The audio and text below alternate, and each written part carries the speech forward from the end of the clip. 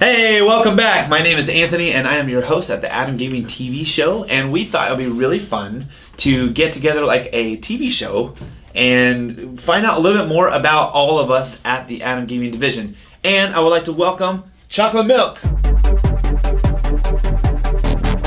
Hi guys. Thank you so much for being here and taking some time to do this. Thanks for having me. I love it here. Awesome. ATAM Gaming is so much fun. I have a blast here every time. Yay! All right, so we're going to go into this with 5 or 6, actually. I'm going to give you 6 questions. You ready for this? Bring it, man. Yeah. Always ready. All right, so we're all wanting to know. We're going to get a little bit more involved in your personal gaming experiences. We want to know. First question, top 5 video games. My top 5 favorite games of all time, huh? That's a tough one. Yeah.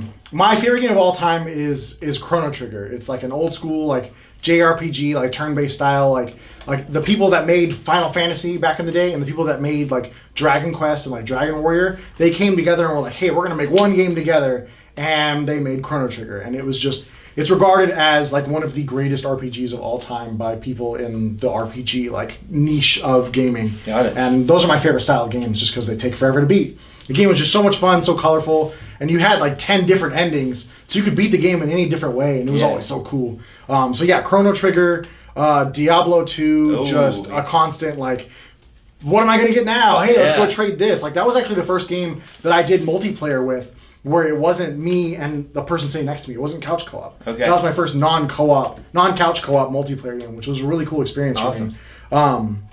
Chrono Trigger, Diablo 2, Final Fantasy 9, Pokemon Heart Gold. Okay. Pokemon Gold, like the original Pokemon Gold was probably my favorite Pokemon because you had like the new Pokemon Gold, the new Johto region, and then you also got to go back and play through the whole Kanto region, and at the very end you played through Red or Ash, like your first character, and I thought that was so cool. Yeah. And the updated version from on the DS, Heart Gold and Soul Silver, it was like better graphics. You got to walk around with your Pokemon, and it was everything that game had plus more, and so it was so cool. Such a great Pokemon game. From Chrono Trigger to Pokemon. That sounds pretty fun. Yeah, exactly. And then number 5 has got to be Destiny. Like I haven't always been a big FPS guy, a big first person shooter guy, but Destiny has that RPG aspect to it, and I've had so much fun playing that game. You know, whether I've been a Titan or a Warlock or a Hunter. Not so much on a Hunter because I'm more of a Titan, but I have so much fun in that game, just getting loot and playing and doing the raids and just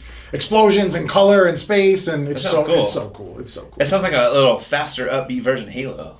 It kind of is, and like it's on like a bigger map, like a bigger radius, because it is an MMO. It has those RPG aspects to it, to where like you don't really see the same character throughout the entire game. Like it's really rare when you see someone that has the same armor as you, the same skin, the same emotes. It's really rare. I think I've only seen it in the entire time of me playing Destiny once, where me and another guy looked almost exactly the same. And it was really cool. It was really like, hey, twinsies! Yeah. So that was really cool. Yeah, that That's game. That's a great selection of games, Nick. That's really awesome. I think it really like encompasses tons of other games. Yeah. I mean, like I can keep going. I can talk about Legend of Zelda. I can talk about Super Mario. Like you just got all over the map. I love touching each and every game. I love giving every game a shot. Wow. If there's a game, I'll play it. Let's do it. That's what a true gamer should say. I try.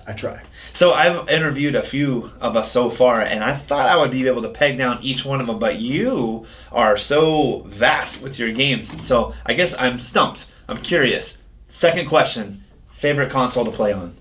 I grew up with, through the original Nintendo, through the Super Nintendo, the first PlayStation, the first Xbox, like all of it. I've played on every single console that's come out since the original NES, and I've even gone back and touched the Atari and stuff like that. So my favorite console, back in the day, the PlayStation 1 is right there. There are so many great games on it, like Final Fantasy 9 or Final Fantasy 7 or, like the original Crash Bandicoot, Spyro, like all of these really cool games. But the SNES. The SNES, to me, the Super Nintendo laid the groundwork for what gaming could become. In my opinion, the time that the SNES came out, that was the golden age of gaming. You had Super Mario World, you had Legend of Zelda: A Link's Awakening, you had Chrono Trigger, you had like Mario Kart and F-Zero and like Punch Out, and like that was when the first Madden and stuff was coming out. So like all of the stuff that gaming really became started back then. Okay. It was really born then, and some of those games are just classics. And that was the birth of you as a gamer. Probably that was when I was just like, hey, this is something I'm never going to stop doing. Okay, wow. And I will always love video games. Each and every one of those games holds a really special place in my heart, and that controller in general. I went back and bought the SNES Classic. It's like a little tiny like SNES. You can hold it in the palm of your hand. You're like, oh, it's so cute. Look at it. And the controllers are normal sized, and I play with my fiance all the time. Aww. Donkey Kong Country, Super Mario World, and I just reminisce, and it's just constant throwback. Oh, that's cute. It's that you so and your cool. fiance are playing games together. That's awesome. That was her like favorite time playing games too. So we have like all of those memories. Wow, the nostalgia. Cool. Yeah, that's cool. Yeah. So you like that controller. What's your least favorite controller? My least favorite controller is going to stay in the Nintendo realm.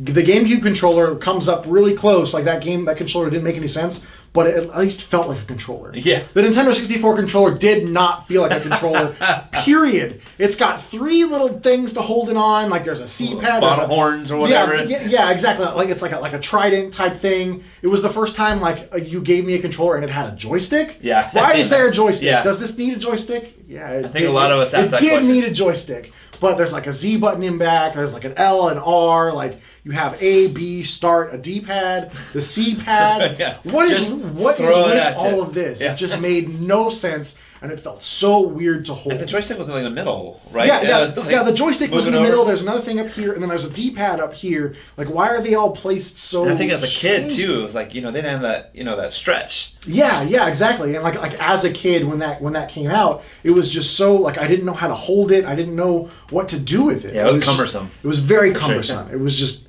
it made no sense to me. I'm sure you saying that there's a lot of people going, yeah, I agree. Oh yeah, I agree. totally. Yeah, I'm right there with you, man. Yeah, that C-pad. What was that? Yeah, exactly. That was a good hit. All right, so that was my third question. My fourth question is, what about your favorite video game character?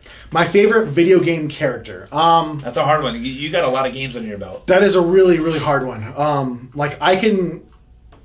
Arguably the best Final Fantasy game is Final Fantasy VII. Okay. And Cloud is like everyone's big, like, oh yeah, Cloud or Sephiroth. Like Zack to me in that universe, who was like the pre-character from Crisis Core, was really cool. But I'm gonna have to go back to Link from Zelda. Just because he gets confused as Zelda all the time. It's like, oh, you're playing Zelda? Look, hey, it's Zelda. You're Zelda, right? And he doesn't have a voice, so he can't be like, my name's Link! Yeah. Call me Link! Yeah, exactly. It's just like, hey! Or like, ow! That's like, right. It's just constant sound effects from him. And he's always going on like really far off adventures, and he gets to meet super cool people. And even in like Majora's Mask, he would wear the different masks, and he would become like a Deku Kid or a Zora or like a Goron. And like, you had all of that stuff, and like, those games have always portrayed him to have such personality in the game, but he just doesn't ever do anything with it. Yeah. And it's just, he's such a cool character. Such a cool character. And do you think that like in the future, they're going to have like this big, huge, like beautiful 3D version, and he'll actually have a voice and be able to talk? I think they could do that. I was really surprised that they didn't do that with Breath of the Wild. Yeah, so far. Because that game, that's like quintessential Zelda open world. It was just done beautifully. That is one of the best Zeldas ever made, and for it to be the most recent one is just really, really out there. Yeah. The cool thing about that game is you can you can go through like the little prologue and then just go straight to the end and try and beat that game. You can't do that with any other Zelda game. But you would miss out on so much. That world is so rich and vast and wide and open that there's so much you can do.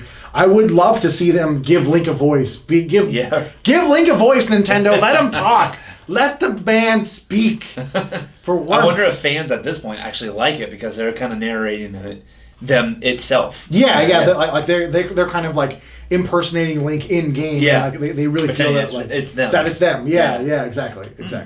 Yeah. So my next question would be is, and I'm stumped because you're just so vast. What game do you consider yourself like just good at, like self-proclaimed? I like to think that I'm good in Destiny, but like the recent changes to competitive PvP would have proven me otherwise.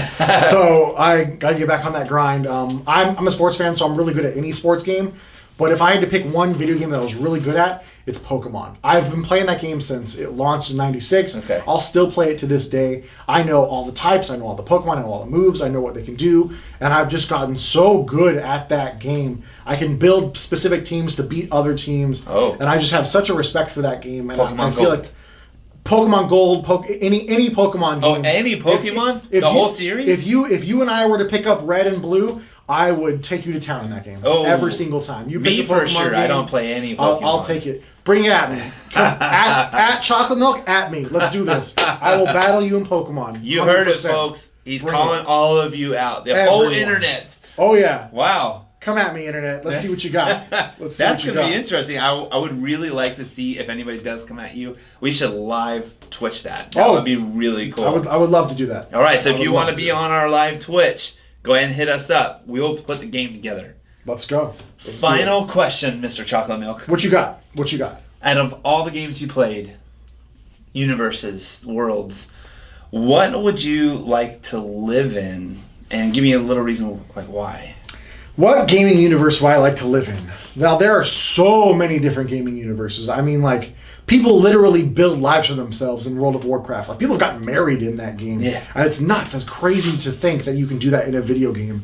But if I had to, like, wake up and live my daily life in a world, it would have to be the world of Pokemon. Oh. Because, you know... Who knew that was coming? Yeah, spoiler alert, right?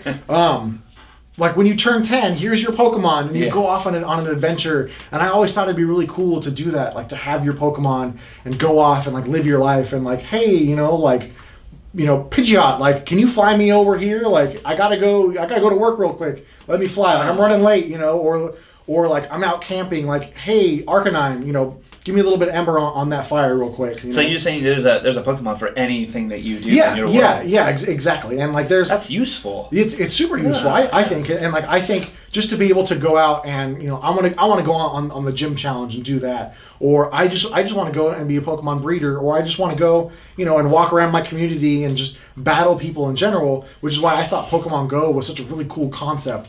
And I think that's the closest that we can get. And it's really cool to be able to do that, to be like go out with my friends, say, hey, you want to go catch Pokemon? That's something you can totally do. Yeah. Let me go fly to this city and like jump in the Safari Zone, which is my favorite part of every Pokemon game. It's a zoo of Pokemon. Here you have X amount of time in here and X amount of Pokeballs. Just go, catch Pokemon, and they're all wild and exotic, and it's really, really cool. So I would love to live in the Pokemon world. Yeah. I think things would be really cool, really simple, and just so much fun in that world. That was a really great answer. I mean, you really. Thanks. It's almost like you thought of that ahead of time, or you've been really thinking about that before. And out of all the games that you must have played throughout the years, to be able to kind of hone in on one, that's actually a really positive way to think about it too. Thanks. Yeah, you got a bunch of buddies and stuff. That's really. Oh cool. yeah. These are all my friends, and we can all go hang out with all your friends. That's right. And let's just all have fun Start together. a fire, play some basketball. Yeah, exactly.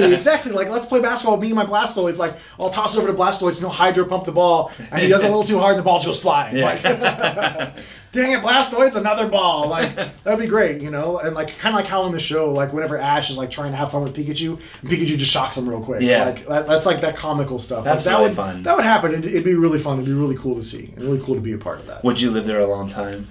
I would try. Stay there for a while.